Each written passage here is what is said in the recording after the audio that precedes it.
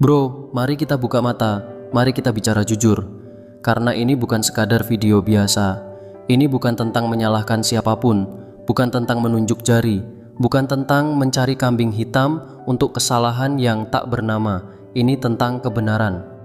Kebenaran yang tajam, yang menggigit, yang mungkin membuatmu gelisah, tidak nyaman, bahkan ingin menutup telinga bro. Tapi justru karena itulah ia layak didengar. Karena bisa jadi di balik ketidaknyamanan itulah kamu diselamatkan. Diselamatkan dari kebodohan yang tak kamu sadari. Diselamatkan dari kehilangan yang diam-diam sudah terjadi. Hari ini kita akan menyelami kedalaman jiwa yang sering diabaikan.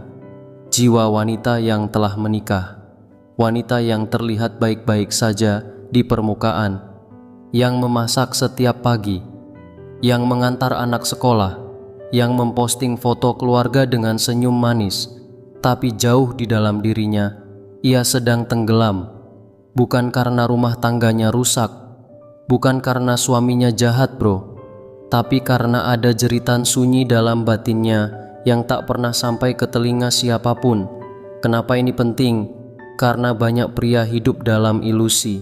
Mereka pikir, kalau dia masih di rumah, berarti dia masih mencintaiku. Kalau dia masih menyambutku pulang, berarti dia bahagia. Kalau dia masih memelukku di depan umum, berarti semuanya baik-baik saja. Tapi kenyataannya, hatinya sudah lama pergi. Jauh sebelum langkah kakinya meninggalkan rumah, jauh sebelum tubuhnya disentuh pria lain, jiwanya telah keluar diam-diam, pelan-pelan, tanpa kamu sadari. Dan kamu mungkin masih sibuk bekerja, masih yakin bahwa kesetiaan itu otomatis datang dengan status pernikahan tanpa pernah menyadari bahwa yang kau cintai sudah berubah menjadi bayangan. Ini adalah panggilan untuk pria yang berani melihat lebih dalam, yang tidak takut menyelami luka, yang ingin memahami bukan menghakimi, yang sadar bahwa hubungan bukan tentang tinggal serumah, tapi tentang masih saling bertemu dalam rasa. Karena kadang kehilangan tidak berbunyi. Ia datang dalam bentuk senyuman kosong, dalam obrolan basa-basi, dalam pelukan yang dingin. Dan ketika kamu akhirnya sadar, semuanya sudah terlambat bro. Pertama yaitu jebakan kenyamanan. Bro, semua bermula dari kenyamanan.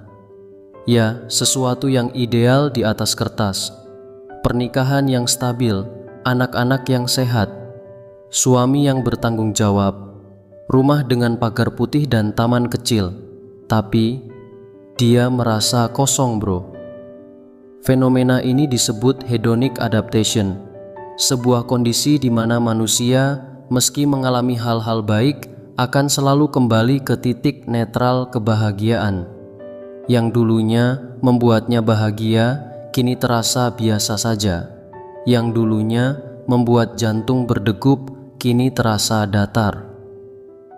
Sementara dari luar terlihat seperti kisah sukses pernikahan, di dalam hatinya dia seperti berjalan di lorong gelap tanpa arah. Tak ada kejutan, tak ada gairah, hanya rutinitas yang tak henti-hentinya berulang bro.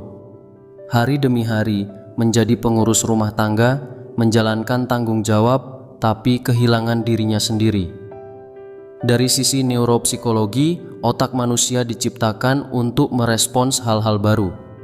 Sistem reward otak melepas dopamin saat sesuatu terasa segar, mengejutkan, atau penuh tantangan. Tapi ketika hidup berubah menjadi rutinitas penuh checklist dan tanggung jawab, dopamin itu mengering, dan disitulah masalah mulai muncul bro. Kedua, bukan soal pria lain, tapi diri sendiri bro. Kebanyakan pria berpikir dia tergoda pria lain, padahal kenyataannya jauh lebih rumit bro.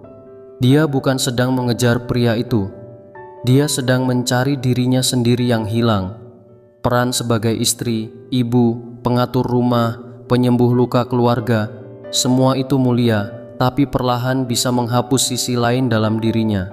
Sisi perempuan yang ingin dilihat, dihargai, disentuh bukan karena kewajiban, tapi karena kerinduan. Perselingkuhan, baik emosional atau fisik, seringkali bukan dimulai dari niat jahat, tapi dari kelaparan emosional, dari kebutuhan akan validasi, perhatian, dan rasa masih diinginkan. Kekurangan sentuhan, pujian, atau bahkan percakapan jujur membuat tubuh dan otaknya bereaksi saat seseorang, entah siapa, memberinya perhatian yang terasa tulus. Entah itu rekan kerja, teman lama, atau bahkan sekadar DM di media sosial. Ketiga, validasi, narkoba abad ini. Validasi. Ya, satu kata yang tampaknya sederhana. Tapi dalam realitas psikologi, ini seperti narkoba jiwa, bro. Wanita tidak selalu sadar mereka mencarinya, tapi ketika seseorang mengatakan, "Kamu cantik banget hari ini. Aku nggak percaya kamu sudah punya 2 anak." Itu bukan cuma pujian, itu suntikan dopamin. Dari teori kebutuhan Maslow, setelah keamanan dan makanan, manusia butuh rasa memiliki dan dihargai. Dan validasi adalah jalan pintas menuju keduanya. Itulah kenapa satu emoji api di story bisa terasa lebih berarti daripada 10 tahun pernikahan yang dingin. Bukan karena wanita itu dangkal, tapi karena dia haus pengakuan yang sudah lama hilang dari rumahnya sendiri. Keempat, perasaan yang terbungkus rapi. Ini bagian paling menakutkan. Dia tetap terlihat sempurna, masih posting masakan untuk keluarga, masih tersenyum saat mengantar anak sekolah, masih peluk suami saat tamu datang. Tapi di balik itu ada jarak, bro. Dalam psikologi sosial ini dikenal sebagai halo effect, di mana status sosialnya sebagai istri, ibu, wanita beragama membuat orang menganggap semuanya baik-baik saja. Padahal bisa jadi dalam diamnya dia sedang menjalani peran palsu yang tidak lagi mencerminkan isi hatinya. Kelima, jauh sebelum tubuhnya pergi. Hatinya sudah hilang. Perselingkuhan tidak selalu terjadi di hotel. Ia sering dimulai dalam pikiran. Dari cerita-cerita kecil yang mulai ia bagi ke orang lain, karena kamu suaminya sudah tidak lagi jadi tempat cerita. Dia masih ada di rumah, masih menyuapi anak, masih menyambutmu sepulang kerja. Tapi emosinya sudah tertutup. Ini disebut dalam neuropsikologi sebagai emotional detachment. Ciuman jadi formal, pelukan jadi rutinitas, tertawa hanya basa-basi, dan kamu mulai merasa dia bukan dia lagi. Keenam, persona palsu dan luka yang tersembunyi. Bro, wanita paling berbahaya bukan yang genit terang-terangan, tapi yang terlihat paling suci, paling lembut, paling sempurna. Mereka bermain peran dengan sangat baik, tapi di balik semua itu, mereka juga bisa terluka, bingung, dan marah. Tapi mereka tidak menampilkannya. Mereka menyimpan semuanya hingga meledak dalam bentuk keputusan ekstrem, termasuk membuka ruang untuk orang lain yang memahami. Ketika kamu mencurigainya, mereka tidak akan membantah. Mereka akan menangis, berkata, "Aku hanya butuh diperhatikan. Aku merasa sendirian."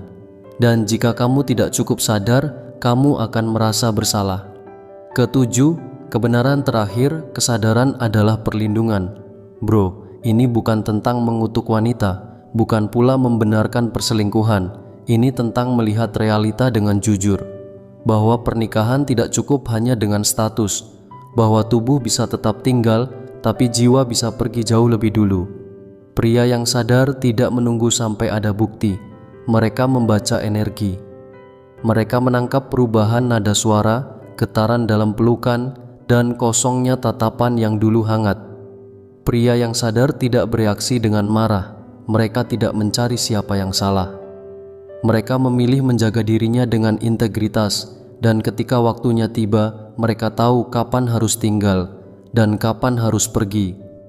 Jika kamu pernah merasa bahwa seseorang yang bersikap baik, terlihat sempurna, justru menyembunyikan sesuatu yang kamu tidak bisa jelaskan, bro, maka kamu bukan gila.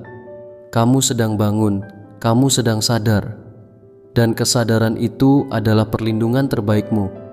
Bukan untuk membenci, bro, tapi untuk melihat lebih jernih dan memilih dengan bijak. Tulis sadar di hatimu. Kalau kamu belum siap, menuliskannya di kolom komentar. Karena dari kesadaranlah pilihan hidup yang sehat bisa dimulai. Oke bro, semoga bermanfaat. Semangat bro.